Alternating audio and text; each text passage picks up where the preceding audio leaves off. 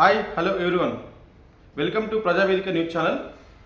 ఈరోజు మనకి 4 రాష్ట్రాలు ఒక కేంద్రపాలిత ప్రాంతంలో ఎన్నికల రిజల్ట్స్ అనేవి ఆల్మోస్ట్ వచ్చాయి.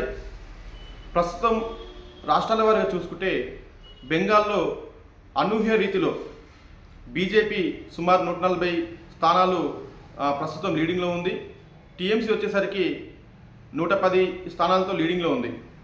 ఇటు తమిళనాడులో వచ్చేసరికి ఇక్కడ కూడా పరిస్థితి మొత్తం తారుమారు కావడం జరిగింది.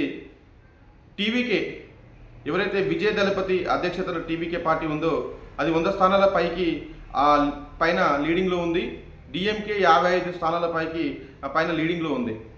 అదేవిధంగా కేరళ రాష్ట్రంలో వచ్చేసరికి యూడిఎఫ్ అంటే యునైటెడ్ డెమోక్రటిక్ ఫ్రంట్, ఎవరైతే కాంగ్రెస్ అలయన్స్ ఉన్నారో ఇక్కడ కూడా ఈ యూడిఎఫ్ అనేది లీడింగ్కి వచ్చేసింది. ప్రస్తుతం ఉన్నటువంటి ప్రభుత్వం ఏదైతే ఎల్డిఎఫ్ ఉందో, లెఫ్ట్ డెమోక్రటిక్ ఫ్రంట్ ఉందో, అది వెనుకంజలో ఉంది. అదేవిధంగా పుదుచ్చేరిలో, అస్సాంలో బీజేపీ చాలా క్లీన్గా ప్రభుత్వం ఏర్పాటు దిశలో వారు ఉన్నారు.